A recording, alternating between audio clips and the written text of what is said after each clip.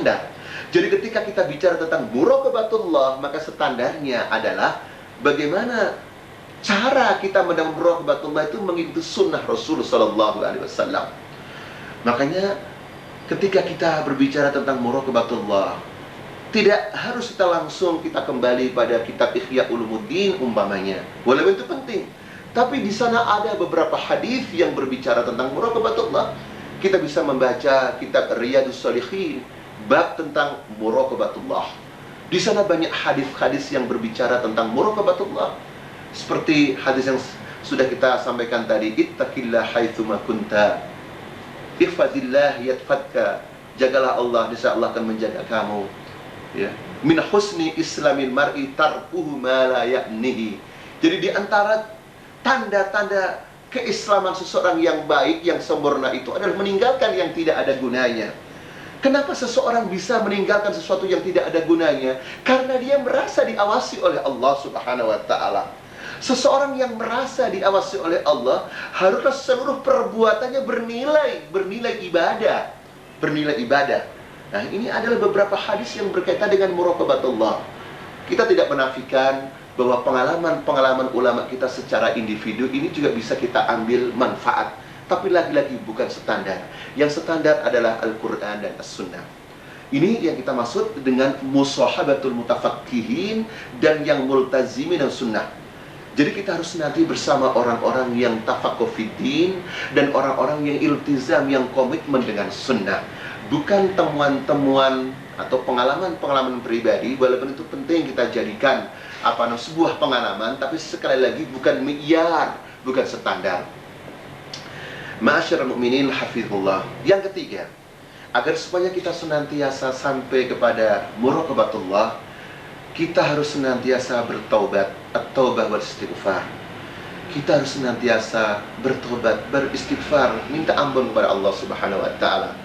Saudaraku yang saya cintai karena Allah Subhanahu wa ta'ala, di saat-saat kita berupaya untuk senantiasa merasa dilihat dan diawasi oleh Allah Subhanahu wa ta'ala, kita tetap saja tidak bisa lepas daripada taksir kita, kekurangan kita.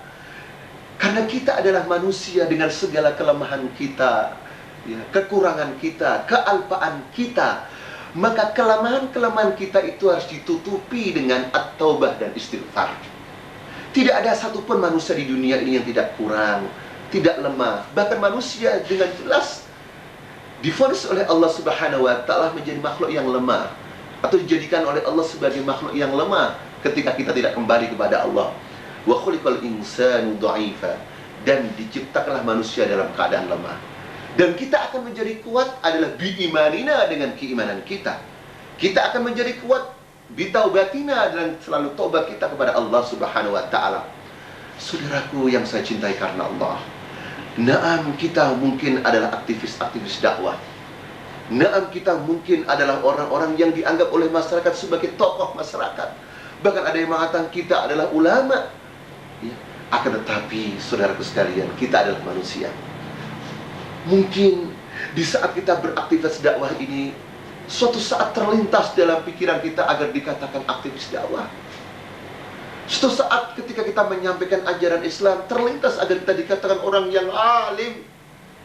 Ketika kita tawadhu, ketika kita khusyuk, mungkin kita ingin dikatakan kita adalah orang yang bertakwa kepada Allah. Maka ketika itulah kita berdosa kepada Allah Subhanahu wa ta'ala. Maka kita harus memperbanyak taubat dan istighfar kita kepada Allah, mengevaluasi kekurangan dan kesalahan kita.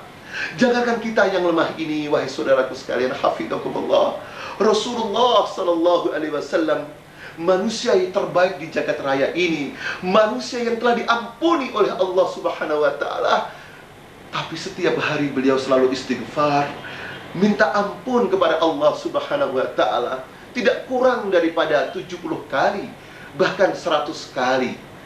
Rasulullah sallallahu alaihi wasallam selalu berdoa agar diampuni oleh Allah Subhanahu wa ta'ala. Rabbighfirli wa tub alayya innaka antat tawwabur rahim. Ya Rabb, wahai Tuhanku, ampunilah aku, terimalah tobatku, sesungguhnya engkaulah yang menerima tobat dan engkaulah maha rahim, maha penyayang. Ini Rasulullah sallallahu alaihi wasallam. Jadi Sebenarnya dengan memperbanyak taubat dan istighfar kepada Allah Subhanahu wa taala ini sangat positif dalam kehidupan kita. Karena kita senantiasa mengevaluasi kehidupan kita. Sebuah perusahaan yang berhasil sudah berbentuk perusahaan yang senantiasa mengevaluasi bagaimana kinerjanya. Sebuah pemerintahan yang berhasil juga pemerintahan yang selalu mengevaluasi dan selalu mengaudit sejauh mana kerjanya. Itu yang berkaitan dengan kehidupan dunia. Fama balukum bil hayatil akhirah. Bagaimana dengan kehidupan akhirat kita, kehidupan abadi kita yang merupakan mega proyek robbani? Sudah barang tentu harus senantiasa mengevaluasi dan mengevaluasi. Itulah saudaraku yang saya cintai karena Allah. Kenapa rahasianya ketika kita setelah sholat kita tidak mengatakan Alhamdulillah karena sudah selesai sholat, sudah selesai melaksanakan kewajiban kita, Alhamdulillah. Tapi zikir yang pertama kali yang kita baca adalah Astagfirullahaladzim, istighfar. Padahal kita baru bekerja, padahal kita baru beribadah, padahal kita baru berkarya. Yang kita baca bukan Alhamdulillah, walaupun baca itu penting, tapi yang kita baca Astagfirullah. Kita minta ampun pada Allah, takut sholat kita tadi ada yang tidak benar. Mungkin secara fikih sholat kita tidak benar, tapi kita kurang khusyuk, hati kita tidak khusyuk. Mungkin kita telah khusyuk, akan tetapi ada bacaan kita yang tidak fasih. Kita membaca Al-Fatihah tidak fasih, sehingga banyak kekurangan-kekurangan kita. Sehingga saudaraku yang saya cintai karena Allah Subhanahu wa taala, dengan istighfar maka benar-benar kita bisa mengevaluasi kinerja kita, sehingga terjadilah peningkatan. Ya, setiap hari terjadi peningkatan, dan itu adalah hasil daripada muraqabatullah dan sekaligus jalan untuk senantiasa sampai kepada muraqabatullah. Ma'asyiral mu'minin, hafizakumullah. At-tariqu ar-rabi'ah, jalan yang keempat untuk sampai kepada muraqabatullah adalah dengan cara menanamkan sifat ghirah.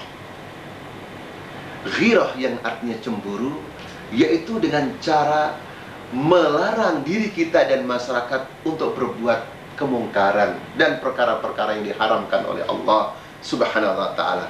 Dan Allah adalah yang paling ghirah, dan ghirahnya Allah jika batasan-batasan Allah dilanggar. Ma'asyar mu'minin hafizakallah. Coba saudaraku sekalian kita renungi dalam kehidupan ini. Tidak sedikit manusia-manusia yang tidak punya ghirah terhadap istrinya, atau kalau istri terhadap suaminya, atau kalau orang tua terhadap anaknya.